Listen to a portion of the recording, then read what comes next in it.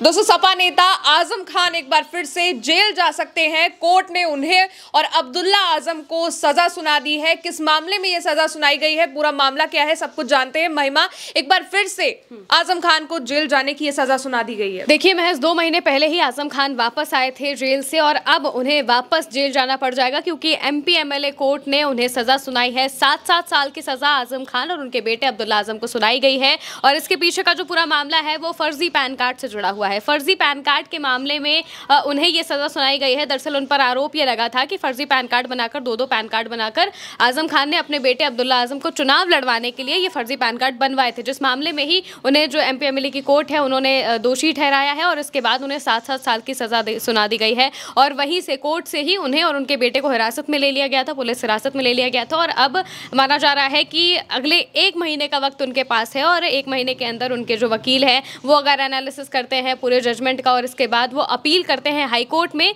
तो high court में जाकर अपील हो सकती है और फिर वहां पर ही जाकर आगे का मामला कुछ समझ में आएगा, वरना उन्हें 7 साल की ये सजा हो जाएगी और इसमें बेल मिलना भी बहुत ज़्यादा मुश्किल है क्योंकि अगर 5 साल की सजा होती तो 5 साल की सजा के मामले में उन्हें बेल मिल सकती थी, लेकिन 7 साल की सजा है, इस वजह से उन्हें बेल मिलना बहुत मुश्किल बताया जा रहा है। और अगर इस पूरे मामले की बात करें तो फर्जी पैन कार्ड का मामला करीब 2019 का है, साल 2019 का है। वहां पर रामपुर में जो भाजपा के नेता हैं आकाश सक्सेना, उन्होंने सिविल लाइंस थाने में दोनों के खिलाफ केस दर्ज कराया था। आरोप लगाया था कि आजम ने बेटे अब्दुल्ला को चुनाव लड़वाने के लिए 2 अलग-अलग जन प्रमाण पत्रों के आधार पर 2 पैन कार्ड बनवाए हैं। अब सजा के साथ साथ में दोनों पर ही 50-50 हज़ार का जुर्माना भी लगा दिया गया है और कोर्ट में ही पुलिसकर्मियों ने आजम खान और अब्दुल्ला को हिरासत में ले लिया। आजम खान 23 सितंबर को ही 2 महीने पहले सीतापुर जेल से रिहा हुए थे और इससे पहले 9 महीने पहले ही जो उनके बेटे हैं अब्दुल्ला आजम, वो हरदोई की जेल से रिहा होकर आए थे और जब से वो वापस आए थे तब से वो लगातार चर्चाओं में हमें देखने को मिल रहे थे। लगातार जो उनकी बयानबाजियां हैं वो सामने आ रही थी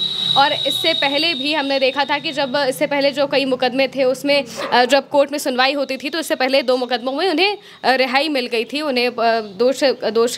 करार नहीं किया गया था और उन्हें पूरी तरह से रिहाई दे दी गई थी, यानी कि कोई मामला समझ में नहीं आ रहा था उनके खिलाफ, इस वजह से 2 मामलों में उन्हें रिहाई दे दी गई थी, पूरी तरह से बाइज्जत बरी कर दिया गया था। और लेकिन इस मामले में उन्हें 7 साल की सजा सुना दी गई है। उस वक्त भी वो बार बार ये बात कहते थे कि हमें कोर्ट पर ही भरोसा है सिर्फ, क्योंकि बाकी किसी संस्था पर हम भरोसा नहीं कर सकते। न्यायपालिका जब तक है हम तब तक लड़ने की पूरी कोशिश करेंगे और एक बार फिर उन्हें लड़ने की अब लग रहा है कि ज़रूरत पड़ेगी और काफ़ी अच्छे तरीके से, क्योंकि 7 साल की सज़ा इस मामले में उन्हें सुनाई गई है पैन कार्ड के मामले में और बिल्कुल सिमिलर सज़ा एक बार पहले भी वो झेल चुके हैं और वो पूरी भी हो चुकी है।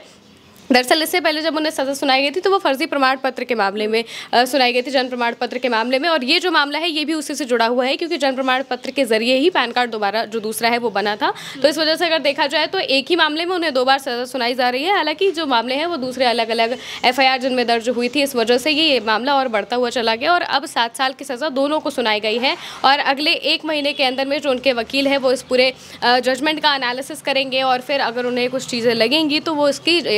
इसको लेकर जो अपील है वो हाई कोर्ट में दायर करेंगे और फिर हाई कोर्ट से जो फैसला आएगा वो सामने देखने को मिलेगा। लेकिन सबसे बड़ी बात ये है कि जो धाराएं लगी हैं वो ये बता रही हैं कि ये उनका इस वक्त बेल मिलना बहुत ज़्यादा मुश्किल हो जाएगा क्योंकि आजम और अब्दुल्ला को धारा 467 के तहत 7 साल की सज़ा सुनाई गई है। इसके अलावा दोनों को धारा 120B में 1 साल, 468 और 420 में 3-3 साल की सज़ा सुनाई गई है। इसके अलावा कोर्ट ने दोनों को धारा 471 के तहत 2 साल की सज़ा सुनाई है, यानी कि कुल मिलाकर 7 साल की सज़ा तो है ही, लेकिन इसके अलावा भी अलग अलग धाराओं के तहत भी वो सजाएं अगर देखा जाए तो पूरी तरह से उन पर लागू होती है। अब ये भी सवाल उठ रहा है कि अगर 5 साल की ये सज़ा होती तो कोर्ट उन्हें जमानत पर छोड़ सकता था क्योंकि वो 5 साल की सज़ा पूरी कर चुके हैं, लेकिन इस केस में उन्हें 7 साल की सज़ा हुई है। ऐसे में उन्हें कोर्ट से फिर जेल जाना होगा। इसके बाद 30 दिन के अंदर वो इस फैसले के खिलाफ अपनी जो अपील है वो दायर कर सकते हैं और इसके बाद जो बाकी की चीज़ें हैं वो हमें देखने को मिलेंगी। आजम खान अपने बेटे को चुनाव लड़ाने के लिए एक गलती की और उसी को बार बार दोहराते रहे, ऐसी बातें कई लोग लिख रहे हैं और अब्दुल्ला के 2 जन प्रमाण पत्र हैं। एक पत्र रामपुर में बना है, चुनाव लड़ने के समय इन्होंने लखनऊ में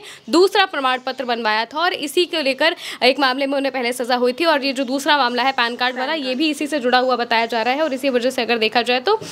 लगातार जो प्रशासन का शिकंजा है वो उनके ऊपर कसता जा रहा है। जब वो वापस आए थे तो लग रहा था कि समाजवादी पार्टी को अब बड़ी ताकत मिल जाएगी क्योंकि वो संस्थापक सदस्यों में से एक है समाजवादी पार्टी के और मुलायम सिंह के ज़माने से हैं और उनकी जो नाराज़गी है वो भी हमें देखने को मिली बोली थी शुरुआत में, और इसी वजह से अखिलेश यादव खुद रामपुर पहुंचे थे। वहाँ पर काफ़ी लंबे वक्त तक उनकी बातचीत हुई थी आजम खान से, और उस वक्त सिर्फ आजम खान ने ही मुलाकात की थी उनसे, क्योंकि उनकी नाराज़गी थी। उस वक्त जब बातें ठीक हो जाती हैं तो बिहार चुनाव के बीच में ही जब आजम खान की लखनऊ में पेशी होती है तो वहाँ